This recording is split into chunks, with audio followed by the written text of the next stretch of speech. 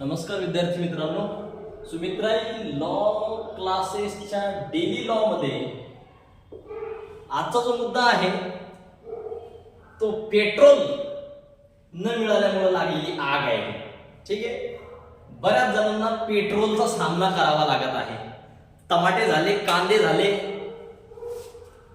आणखी बरंच काही, गॅस झाला. मग आता आपण येऊन ठेपलं कुठं? पेट्रोलवरती. आज लोकांच्या लाईनच्या लाईन लागलेल्या आहेत.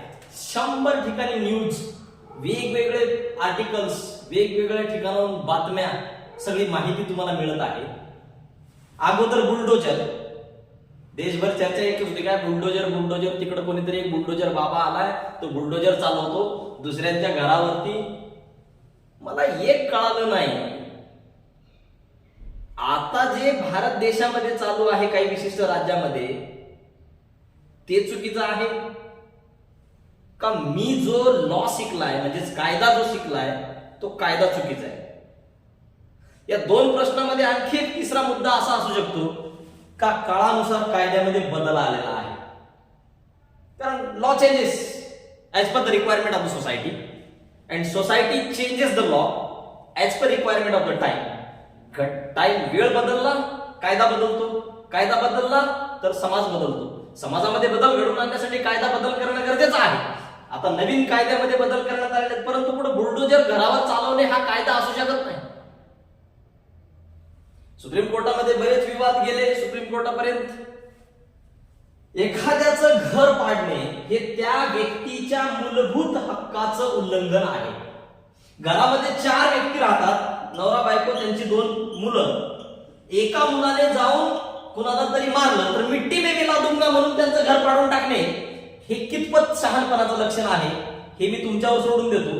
का या 4 लोकांपैकी मायबाप आणि 2 भाऊ बहीण किंवा दोघं भाऊ यापैकी एक माणूस जाऊन जर बाहेर गुन्हा करत असेल तर यासाठी याचं घर पाडून या तिघांना जबाबदार धरणे किंवा या तिघांना शिक्षा देणे हे कायद्यामध्ये नाही. The cardinal principle of criminal liability says that no person shall be held responsible for the act of another. दुसऱ्याच्या कृत्यासाठी कुणाला तरी तिसऱ्याला जबाबदार धरता येणार नाही, आणि राज्य तशी म्हणजे शासन तशी शिक्षा देऊ शकत नाही दुसऱ्याच्या कृत्यासाठी. विकॅरियस लायबिलिटी काही लिमिटेड सेक्शन मध्ये, लिमिटेड ठिकाणी जुन्या इंडियन पिनल कोड आणि नव्या भारतीय न्याय संहिता 2023 मध्ये अजूनही उपलब्ध आहे, परंतु ते काही लिमिटेड ठिकाणीच लागू होते. जसं अबेटमेंट असेल, ग्रुप लायबिलिटी आहे, किंवा 149 ची लायबिलिटी आहे, किंवा डकायतीचे वगैरे केसेस आहेत, रॉबरीचे केसेस आहेत. अशा ठिकाणी जर त्या लोकांनी त्याला मदत केली असेल अकम्प्लिश म्हणून, तर त्या ठिकाणी विकॅरियस लायबिलिटी येऊ शकते. परंतु बुलडोजर चालवून समूळ घर नष्ट करणे आणि उर्वरित घरातील मेंबरला शिक्षा देणे हे चुकीचं आहे. ठीक आहे, कायद्यामध्ये अशा पद्धतीची तरतूद करणेच हे कायद्याच्या बाह्य आहे. म्हणजेच basic cardinal principle of law ला फाटा देऊन तुम्ही हे असे जे कायदे बनवत आहात किंवा अशा ज्या ऍक्टिव्हिटीज करत आहात, अशा ज्या ऍक्शन घेत आहात, हे न्यायाला धरून नाही. हे कमी होतं का म्हणून आता हे दुसरं नवीन काहीतरी भांडण काढून हे पेट्रोल तर एक समोर दिसायला, कारण दैनंदिन जीवनामध्ये असल्यामुळं इसेन्शियल कमोडिटीज मध्ये पेट्रोलचा उल्लेख होतो, समावेश होतो, म्हणून आपल्याला फक्त पेट्रोल दिसू लागलं. इनडायरेक्टली आपल्यावरती अनेक अडचणी येऊन पडलेल्या आहेत. सगळं ड्रायव्हर लोकांचं प्रोटेस्ट भारतभरामध्ये थ्रू आउट इंडिया चालू आहे, आणि त्याच्यामुळे जनजीवन ठप्प झालेलं आहे, विस्कळीत झालेलं आहे. पेट्रोल तर एक मुद्दा आहे, त्याच्यातला फक्त एक पॉइंट आहे, कारण की ते त्याशिवाय तर गाडी चालत नाही. गाडी चालत नाही तर माणूस चालत नाही. माणूस चालत नाही म्हणजे तो ऑफिसला जात नाही, त्याचं काम धंदा बंद आहे, त्याचं इन्कम बंद आहे, किंवा त्याच्या घरावरती आता एक प्रकारे संकट आलेलं आहे. ठीक आहे, पेट्रोल बंद होणे हे आपल्या सर्वांसाठीच काही आनंदाची बाब नाही. ठीक आहे, दुःखाची बाब आहे. का? अडचणींना तोंड द्यावं लागतं. आपल्याला कुठे जायचं असेल तर सकाळीच मला टेन्शन आलं होतं पेट्रोल बंद होणार का. औरंगाबाद शहरामध्ये जाऊन पेट्रोल पंपावरती जाऊन मी पाहिलं तर सुदैवाने पेट्रोल पंप चालू होता. पेट्रोल भेटलंही, आधीच भरून घेतलं मी. तुम्ही पण तसंच करा, कारण किती दिवस हा प्रोटेस्ट चालणार आहे आपल्याला माहिती नाही. हे ड्रायव्हर बंधूंना प्रोटेस्ट करण्याचे, आता हे ड्रायव्हर कोण आहेत? खास करून ट्रक ड्रायव्हर्स आणि मोठे जे वाहन चालक आहेत, 4 चाकी किंवा लाईनवरती जे चालणारे कंटेनर वगैरे आहेत, ट्रक ड्रायव्हर्स, यांचा हा प्रामुख्याने प्रोटेस्ट आहे.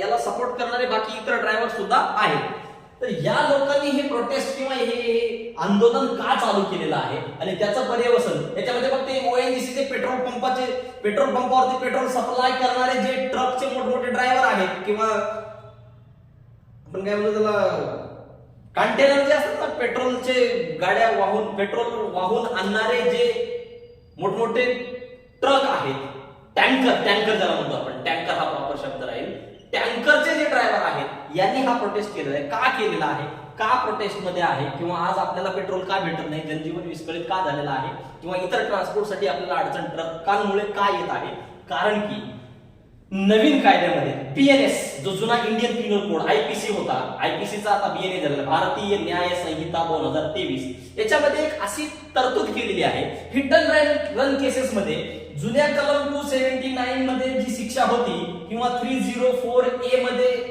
जी शिक्षा होती causing death by negligence 304A मध्ये जी शिक्षा होती ती शिक्षा आता वाढवण्यात आलेली आहे आणि ती शिक्षा जुन्या आयपीसीच्या तुलनेत कितीतरी अधिक पटीनं भारतीय न्याय संहिता 10 वर्षाचा कारावास किंवा 7 लाख रुपयापर्यंतचा द्रव्यदंड त्या ड्रायव्हरची पगार 12,500 आहे साहेब त्यानं 25 वर्ष जरी ड्रायव्हरकी केली तरी तुमचे 7 लाख रुपये तो भरू शकत नाही आणि त्यातही 10 वर्ष शिक्षा पण भोगू शकत नाही का 10 वर्ष तो जेलात गेला म्हणजे त्याची फॅमिलीकडे उपासमारी म्हणजे याचा अर्थ असा होतो का की मी ड्रायव्हर लोकांना सपोर्ट करू लागलो की त्यांनी कुणालाही मारावं उडून पळून जावं हे देखील अगदी चुकीचं आहे नेग्लिजेंट ड्रायव्हिंग त्याच्यामध्ये पनिशमेंट कशासाठी आहे punishment for negligent driving negligent rash and negligent driving rash or negligent act hit and run प्रकरण जे असतात hit and run cases rash and negligent म्हणजे काहीतरी आपलं निष्काळजीपणे गाडी चालवून जर का दुसऱ्याला दुःखा इजापत पोहोचवली असेल तर मात्र त्याला शिक्षा जरूर व्हायला पाहिजे परंतु ऍक्सिडेंटच्या केसेसमध्ये ड्रायव्हर लोकांचं असं म्हणणं आहे ऍक्सिडेंट शब्दामध्येच ऍक्सिडेंट दडलेला आहे ऍक्सिडेंट म्हणजे काय अन अनफॉर्च्युनेट ऍक्ट अन अनफॉर्च्युनेट इन्सिडेंट्स जे कोणीही अपेक्षित केलेलं नव्हतं असं काही अघटित घडणे त्याला म्हणतात दुर्घटना है ना दुर्घटना जर झाली असेल तर दुर्घटनेसाठी अशी शिक्षा देणं योग्य नाही मग ड्रायव्हरांचा वेगळा प्रश्न आहे ड्रायव्हरांना असं म्हणायचं आहे की जर आम्ही तिथं त्याच्यामध्ये पनिशमेंटचे तरतूद काय करण्यात आलेली आहे की without informing to the police authorities or the concern authorities जर तो पळून गेला असेल म्हणजे एखादी घटना घडली ऍक्सिडेंट झाला किंवा दुर्घटना घडली तर तुम्ही पोलिसांना कळवा तो तिथं उभं राहून फोन काढून फोन लावेपर्यंत तिथं जमलेला जमाव जो आहे तो त्याला